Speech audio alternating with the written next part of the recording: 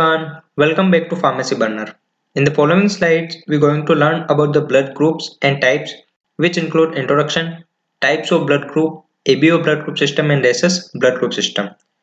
So, we will start from some basic introduction.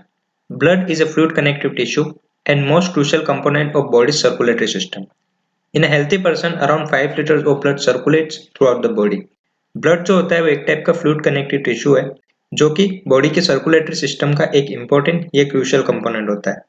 किसी भी healthy person के अंदर अराउंड 5 लीटर्स या 12 पाउंड्स तक जो ब्लड है वो बॉडी के अंदर कंटिन्यूसली सर्कुलेट होता रहता है। ब्लड एनाटॉमी एंड फिजियोलॉजी पर हमने ऑलरेडी एक वीडियो क्रिएट किया है जिसकी लिंक डिस्क्रिप्शन में एडेड है, तो आप वहां पे जाके ब्लड के बारे में देख सकते हैं।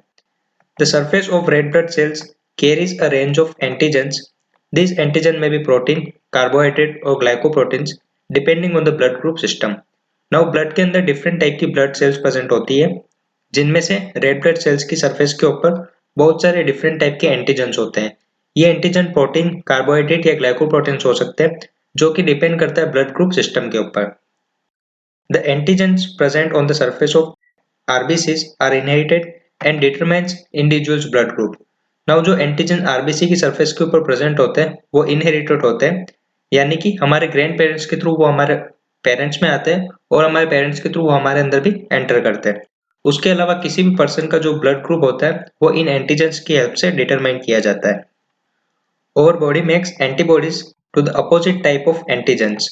If same antibodies form, the antigen antibody would react and transfusion reaction will occur. सो कोई भी पर्सन होता है उसके अंदर जो भी एंटीजन प्रेजेंट होते हैं उसके अपोजिट टाइप की एंटीबॉडीज का प्रोडक्शन जो है वो पर्सन की बॉडी में होता है। अगर सेम टाइप की एंटीबॉडीज पर्सन की बॉडी में फॉर्म होती है तो एंटीजन और एंटीबॉडी जो है वो एक दूसरे के साथ रिएक्ट करेंगी और ट्रांसफ्यूजन रिएक्शन होती है। ट्रांसफ्यूजन रिएक्शन क्या होती है वो हम आगे डिस्कस करेंगे। If antigens are present on the surface of RBC, the corresponding antibody will be absent in plasma, जिसको हम ब्लड ग्रुप एबी से अंडरस्टैंड करेंगे। ब्लड ग्रुप एबी में क्या होता है, आरबीसी की सरफेस के ऊपर एंटीजन ए और एंटीजन बी दोनों ही प्रेजेंट होते हैं, तो उस कंडीशन में प्लाज्मा के अंदर एंटीबॉडी जो होती है वो कंप्लीटली एब्सेंट होते हैं, यानी कि एंटीबॉडी ए और एंटीबॉडी बी दोनों ही एब्सेंट होती है। उसका opposite, if antigens are absent on the surface of RBC, the corresponding antibody will be present in plasma. So blood group O में क्या होता है, ब्लड ग्रुप ओ के अंदर आरबीसी की सरफेस में एंटीजन ए और एंटीजन बी दोनों ही एब्सेंट होते हैं, तो उस कंडीशन में एंटीबॉडी ए और एंटीबॉडी बी जो है वो प्लाज्मा के अंदर प्रेजेंट होती है। If a patient transfused with the blood of same group, their immune system would not recognise it as a foreign particle and will not reject it. So कोई भी patient होता है उसको जब ब्लड की रिक्वायरमेंट होती है तो तब उसके बॉडी में ब्लड को ट्रांसफ्यूज किया जाता है। तो अगर पेशेंट के अंदर जो ब्लड ऑलरेडी प्रेजेंट होता है उसी टाइप का या उसी ग्रुप का ब्लड पेशेंट में ट्रांसफ्यूज किया जाता है, तो पेशेंट का इम्यून सिस्टम जो होता है वो ट्रांसफ्यूज्ड ब्लड को as a foreign particle recognise नहीं कर पाता और बॉडी जो है वो उसको एक्सेप्ट करती है। उसका opposite, if a patient transfused with a different blood group, patient's immune system will generate antibodies to the transfused blood and destroy it. अगर पेशेंट को जब ब्लड की रिक्वायरमेंट होती है और जो ब्लड उसके बॉडी में ऑलरेडी होता है उससे अपोजिट या दूसरा कोई ब्लड उसके अंदर ट्रांसफ्यूज किया जाता है, तो पेशेंट का जो इम्यून सिस्टम है वो एंटीबॉडी जनरेट करेगा जो कि ट्रांसफ्यूज ब्लड को कंप्लीटली डिस्ट्रॉय करेगी। तो इस रिएक्शन को हम ट्रांसफ्यूज रिएक्शन कहते हैं या ट्रांसफ्यूजन रिएक्शन कहते हैं। सो सपोज पेशेंट का ब्लड ग्रुप जो है वो ए है और उस पेशेंट के अंदर एंटीबॉडी बी का प्रोडक्शन होता है।